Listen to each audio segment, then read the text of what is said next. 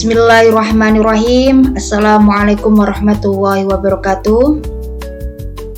Sahabat semua yang dirahmati Allah, dalam kesempatan kali ini mari kita bersama-sama meneladani adab dan akhlak mulia yang seharusnya dimiliki oleh seorang pelajar terhadap gurunya, sebagaimana diajarkan oleh Hadratus Syekh Kiai Haji Hasyim Asy'ari dalam kitab yang agung, yakni Adabul Alim wal Muta'alim. Dalam bab ini, Kiai Haji Hasyim Asy'ari merinci 12 bentuk adab yang harus dijaga dan diamalkan oleh setiap penuntut ilmu. Yang adab-adab ini bukan hanya bentuk penghormatan lahiriah, melainkan juga bentuk kedewasaan spiritual dan tanggung jawab moral terhadap ilmu yang sedang dipelajari. Untuk itu, mari kita simak dan renungkan bersama satu persatu 12 adab belajar terhadap guru. Yang pertama, seorang pelajar atau seorang murid harus memilih guru dengan pertimbangan yang matang. Pelajar dianjurkan untuk sholat istikharah sebelum memilih guru, yang mana guru itu harus dipilih dengan matang, dengan pikiran dalam-dalam, bahkan dengan sholat istikharah sebelum seseorang murid itu memilih guru. Pilihlah guru yang berakhlak mulia, penuh kasih sayang, menjaga wibawa dan muru'ah atau kehormatannya. Kemudian juga memilih guru yang metode mengajarnya baik dan mudah dipahami. Sebab sebagaimana dikatakan oleh para ulama salaf, ilmu ini adalah agama. Maka perhatikanlah dari siapa kalian mengambil agama kalian. Kemudian yang kedua, seorang murid harus bersungguh-sungguh dan setia. Di sini diartikan pelajar harus memiliki semangat tinggi dan ketekunan dalam mengambil ilmu dari gurunya, serta menjaga hubungan dan adab dalam proses belajar. Carilah guru yang dikenal pada ulama zamannya. Kemudian guru itu juga aktif berdiskusi, tidak hanya paham teks, tetapi juga mendalam pada maknanya. Adab yang ketiga yaitu seorang murid harus tunduk dan taat kepada seorang guru. Hubungan murid dan guru diibaratkan seperti pasien kepada dokter, harus mengikuti aturan dan arahan tanpa bertanya lebih banyak. Seorang pelajar harus mengikuti nasihat guru, merendahkan diri di hadapannya, melayaninya dengan ikhlas sebagai bentuk pendekatan kepada Allah, karena tunduk kepada guru adalah sebuah kehormatan, sedangkan merendah kepadanya adalah sebuah kemuliaan. Adab yang selanjutnya yaitu seorang murid harus menghormati guru secara lahir dan batin. Seorang murid harus meyakini kemuliaan gurunya dan tidak memanggilnya dengan nama langsung, melainkan dengan sebutan penuh hormat seperti Ustadz atau Syekh atau Sayyidi. Bila menyebutkan nama saat guru tidak ada, sebut dengan kehormatan seperti Asy-Syaikh atau guru kami. Adab yang kelima yaitu menghargai jasa guru. Tidak melupakan jasa guru dan mendoakannya merupakan kewajiban seorang pelajar. Mendoakan guru saat hidup maupun sudah wafat, menjaga keluarga guru, meniru akhlak dan tradisinya, ziarah ke makamnya, dan bersedekah atas namanya. Ini adalah bagian dari menjaga keberkahan ilmu seorang murid kepada gurunya. Adab yang keenam yakni seorang murid harus bersabar dalam menghadapi kekurangan atau kemarahan seorang guru. Jika guru marah atau berbuat keras kepada murid, seyogyanya murid itu jangan langsung menjauh atau membenci. Bersangka baiklah, karena jika guru marah, pasti ada alasan di balik kemarahannya. Maka seyogyanya seorang murid meminta maaf dan carilah ridhonya. Karena mungkin saja yang tampak keras adalah bentuk cinta seorang guru kepada muridnya. Adab yang nomor 7 yaitu meminta izin saat menemui guru. Menjaga sopan santun saat masuk ke rumah guru, seperti mengetuk pintu dengan halus dan tidak memaksa masuk ke dalam rumah. Kemudian mengetuknya dengan pelan dan sopan. Saat masuk rumah seorang guru pun seorang murid harus dalam keadaan pakaian dan tubuh bersih.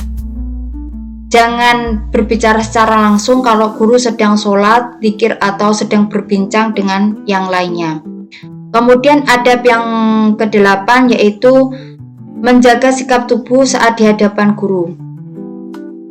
Di hadapan seorang guru hendaknya murid duduk sopan seperti duduk tasyahud. Jangan menyandarkan diri, jangan mengganggu atau memotong pembicaraan. Hindari gerakan yang tidak sopan seperti bermain tangan, menggoyangkan kaki, tertawa keras, atau meludah sembarangan. Kemudian adab yang selanjutnya yaitu bersopan santun dalam berbicara. Tidak membantah, merendahkan, atau mempersoalkan pendapat guru dengan kasar. Seorang murid tidak boleh berkata, "Mengapa begitu? Saya tidak setuju. Apa sumbernya?" Jika ingin bertanya atau menyanggah, lakukan dengan sopan, wajah yang ceria, dan tidak memotong perkataan. Kemudian adab yang ke-10 yaitu mendengarkan pelajaran dengan penuh perhatian. Meskipun seorang murid itu sudah tahu apa yang diajarkan oleh seorang gurunya, pelajar harus tetap merasa antusias, mendengarkan seolah-olah pertama kali mendengar. Tunjukkan semangat dan rasa akan haus ilmu. Kemudian adab yang ke-11 yakni tidak mendahului guru menjawab atau menjelaskan. Sabar dan diam hingga guru selesai berbicara. Kemudian tidak pamer pengetahuan di depan guru. Tidak membandingkan dengan pendapat lain tanpa izin. Untuk adab yang terakhir yakni adab dalam menerima dan memberi sesuatu kepada guru. Hendaknya seorang murid menyerahkan sesuatu dengan tangan kanan, tidak melempar, serta menjaga kesopanan dalam segala interaksi fisik dengan seorang guru. Misalkan, jika seorang murid ingin memberikan sebuah pena, buku, atau sajadah, gunakan dengan tangan kanan, jangan dilempar. Jika perlu, berdiri dan antarkan langsung. Kemudian saat berjalan di malam hari, pelajar hendaknya ada di depan untuk menjaga seorang guru. Sedangkan pada siang hari, pelajar ada di belakang. Kemudian saat naik turun tangga, jaga posisi agar seorang pelajar atau murid bisa membantu jika tiba-tiba gurunya tergelincir. Sahabat sekalian, keteladanan akhlak pelajar kepada guru adalah jalan menuju keberkahan ilmu. Sebab ilmu yang dipelajari tanpa adab ibarat pohon tanpa akar. Ia tak akan pernah kokoh dan tumbuh dengan sempurna. Semoga kita semua dimudahkan untuk menuntut ilmu dengan adab, dan semoga Allah menjadikan ilmu kita bermanfaat dunia dan akhirat. Amin. Itu tadi ringkasan 12 adab seorang murid kepada guru. Kita akan menuju bagaimana caranya kita menerjemahkan kitab Adabul Alim wal Muta'alim ini dengan menggunakan Google Lens, Google Translate maupun Al-Ma'ani. Oke, langkah yang pertama, sahabat dapat mendownload dulu kitab Adabul Alim wal Muta'alim dalam bentuk PDF. Kemudian kita akan mencoba mengartikan menggunakan Google Lens. Ini saya menggunakan Google Lens dari laptop ya. Sahabat juga bisa mengartikan kitab tersebut menggunakan Google Lens dalam HP juga bisa. Kalau dalam laptop, teman-teman masuk di Google seperti ini. Nah, kemudian teman-teman klik saja telusuri gambar atau gambar kamera di sini. Nah, di sini teman-teman dapat mengupload file dalam bentuk gambar atau link gambarnya. Saya sudah memiliki file gambar untuk yang kita sampaikan tadi. Kita ambil dulu ini dari bab 3 tentang adab murid kepada gurunya, kita upload langsung. Nah, ini langsung kita terjemahkan ya. Langsung kita terjemahkan, akan keluar. Bab 3. Adapun adab seorang murid terhadap syekhnya ada 12 macam adab. Yang pertama, hendaknya murid melihat ke depan dan mencari petunjuk Allah tentang siapa yang darinya ia akan mengambil ilmu dan menuliskan akhlak dan adab yang baik darinya. Jika memungkinkan, hendaklah ia dari orang yang telah terbukti kelayakannya, yang telah terwujud rasa kasih sayang, yang tampak berwibawa, yang telah dikenal baik dan menegakkan agama, yang memiliki pendidikan terbaik dan pemahaman yang terbaik tentangnya. Sebagaimana umat Islam terdahulu mengatakan bahwa ilmu adalah agama, maka lihatlah dari siapa engkau mengambil agamamu. Nah, ini terjemahan sekilas dari kitab Adabul Alim wal Muta'alim dengan menggunakan Google Lens. Kemudian teman-teman juga bisa menggunakan Google Translate. Jika menggunakan Google Translate, teman-teman bisa mengcopy kalimat yang akan diartikan seperti ini.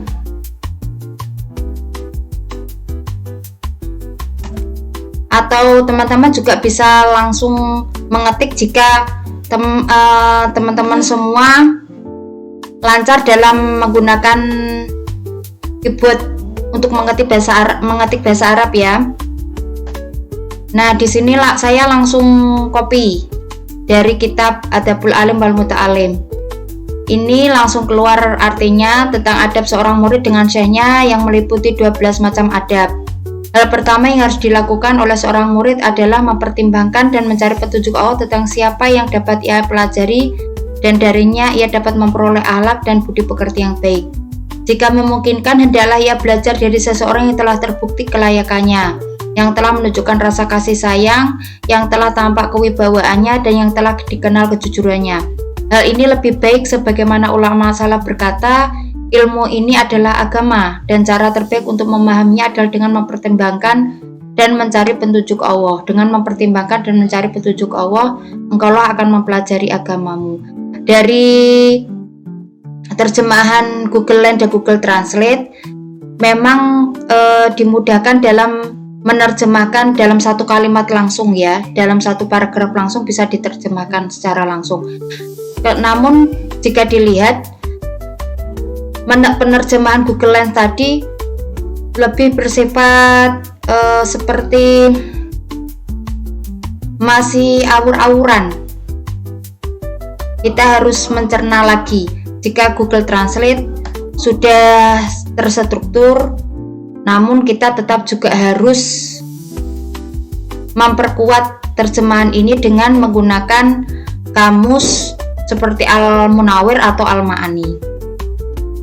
Oke sahabat semua, kalau tadi kita sudah menggunakan Google Lens dan Google Translate untuk menerjemahkan kitabnya, kita juga dapat melengkapinya atau mencari kata yang belum diketahui menggunakan kamus Al-Ma'ani. Jadi sahabat semua dapat mendownload aplikasi Al-Ma'ani, atau sahabat semua juga bisa menggunakan web. Jadi kita langsung masuk aja. Ini kita masuk ke Al-Ma'ani, kemudian kita cari terjemahan Kamus Bahasa Arab Indonesia. Jika teman-teman terbiasa menggunakan keyboard untuk mengetikkan bahasa Arab, teman-teman bisa langsung ketikkan kata yang akan dicari. Namun jika tidak terbiasa, teman-teman dapat mengcopy kata yang akan diartikan lalu dimasukkan adaba. Nah, ini kita coba. Adaba yu'adibu berarti mendidik, memperbaiki akhlak, menghukum atau mendisiplinkan. Jika dalam fa'il yaitu penulis atau pengarang. Adaba berarti adab atau sopan santun. Nah, kita coba untuk al-muta'allimu.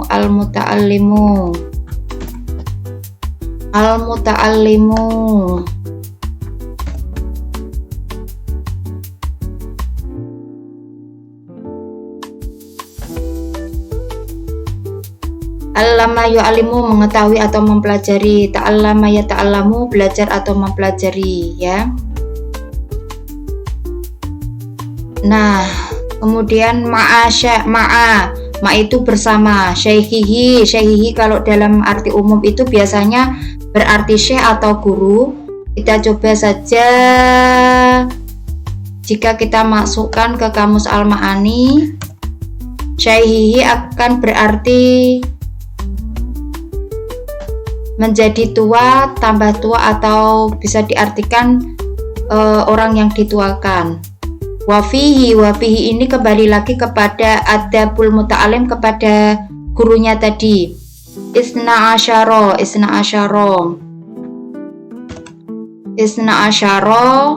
kita coba.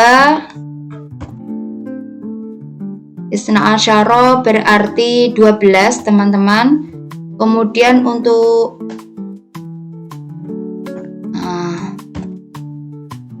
maaf.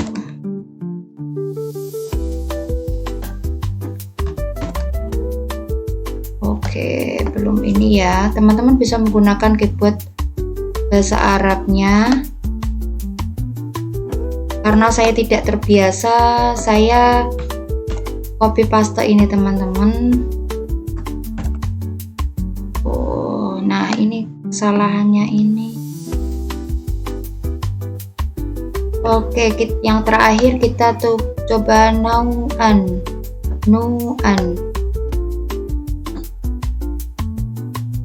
Oke, yang terakhir kita coba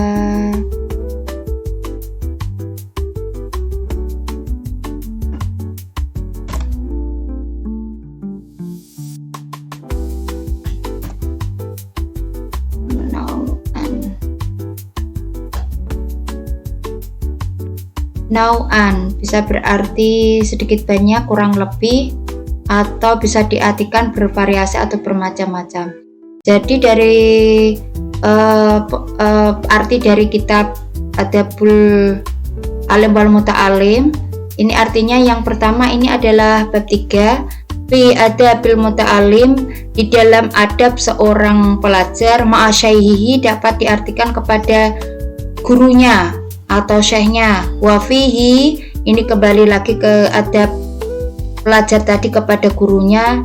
Isna asyara ada 12, nau'an bermacam-macam. Jadi adab seorang murid kepada gurunya itu ada 12 macam. Nah, seperti itu kira-kira ya teman-teman cara mengartikannya menggunakan kamus Al-Ma'ani. Bisa diartikan per kata. Intinya teman-teman, jika dalam mengartikan bahasa Arab kita harus melihat kata sebelum dan sesudahnya, karena bisa jadi maknanya juga akan tergantung pada kata sebelum ataupun sesudahnya. Nah, itu tadi kira-kira isi dari kitab Adabul Alim wal Muta'alim bab 3 karangan Hadratus Syekh Kiai Haji Hasyim Asy'ari yang menerangkan tentang adab seorang murid kepada gurunya dan bagaimana cara menerjemahkannya menggunakan Google Lens, Google Translate, dan menggunakan kamus Al-Ma'ani. Wallahu a'lam bishawab. Assalamualaikum warahmatullahi wabarakatuh.